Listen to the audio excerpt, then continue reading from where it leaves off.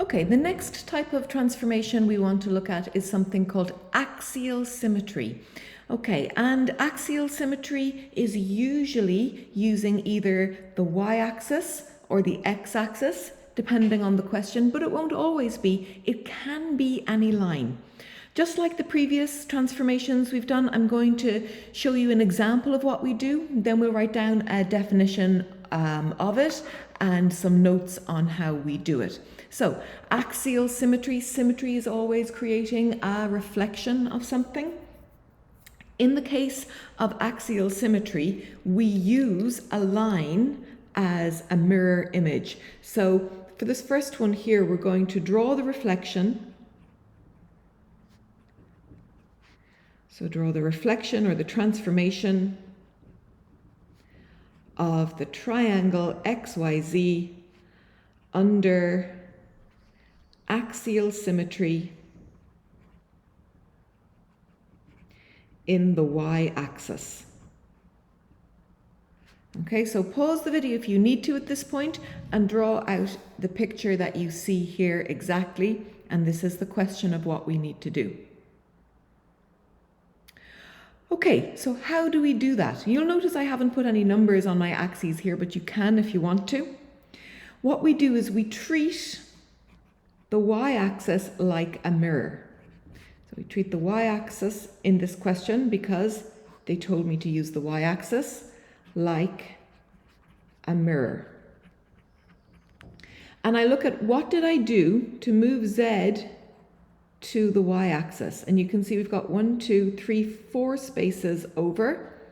To get to y, I went 4 spaces over. So I must go 4 spaces over the other side as well. So this time it's not a point, it's a whole line. And that means that the image of Z is over here on the other side of my y-axis, but the same distance. So the same distance to the y-axis.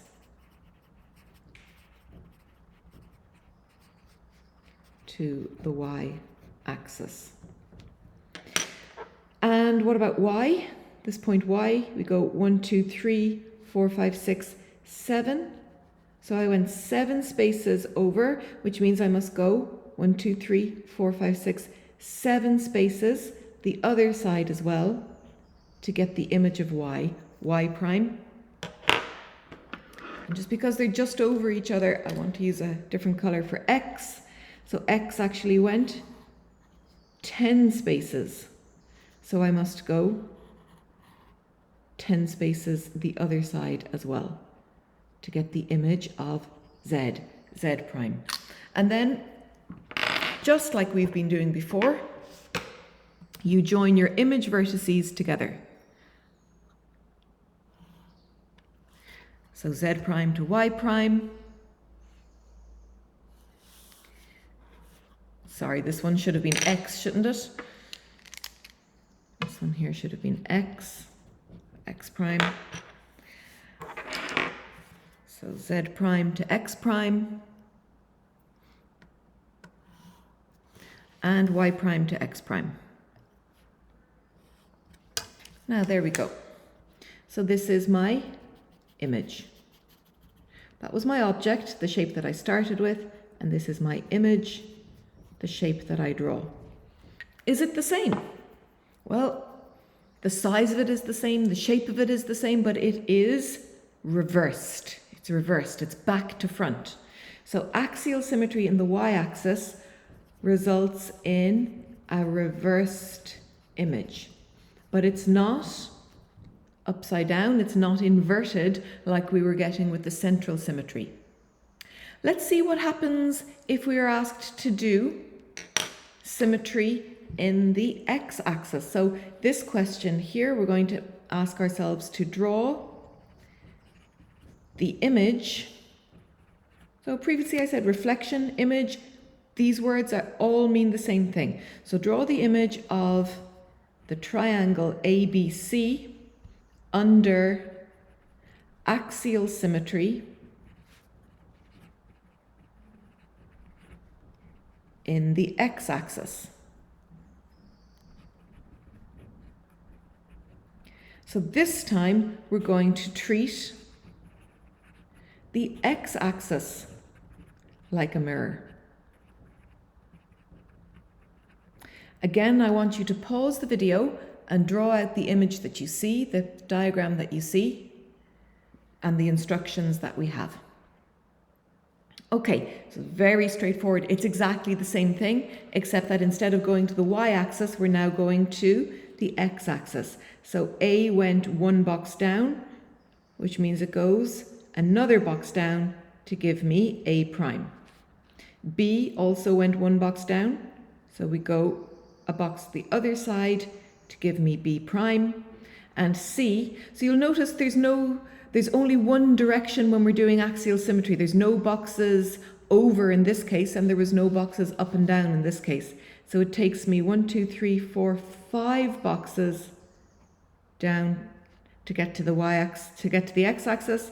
So I must go another 1, 2, 3, 4, 5 boxes down again to get to the image of C, C prime. Just like before, we join our vertices together. So A prime to C prime, A prime to B prime,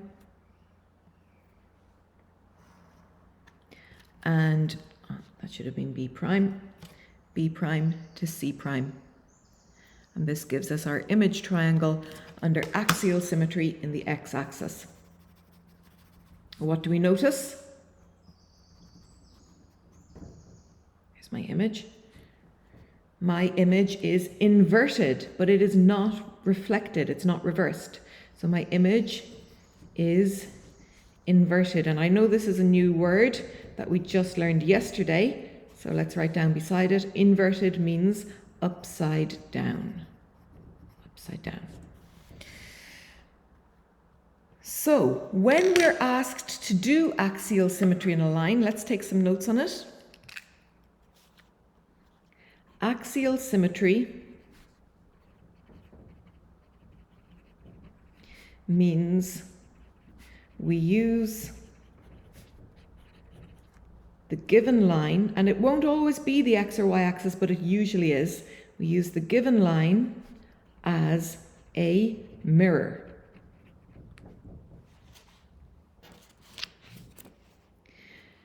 You find the perpendicular distance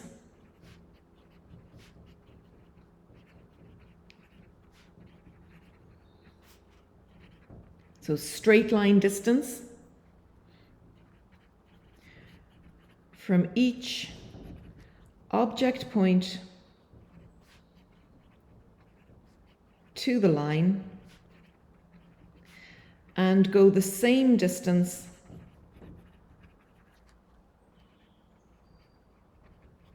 the other side to draw the image vertices. And then, of course, we join the image vertices together.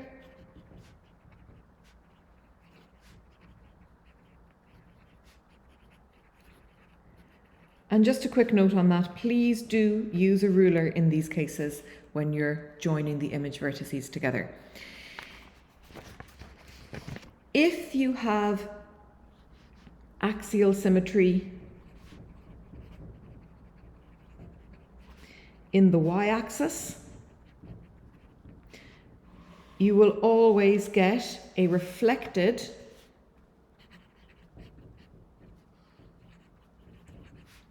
backwards, back to front image. If you have axial symmetry in the x-axis, you always get an inverted upside down image. Okay, so that is axial symmetry. Tomorrow we're going to do our final transformation, which is called a rotation, and then we are done with the transformation geometry we need to learn this year.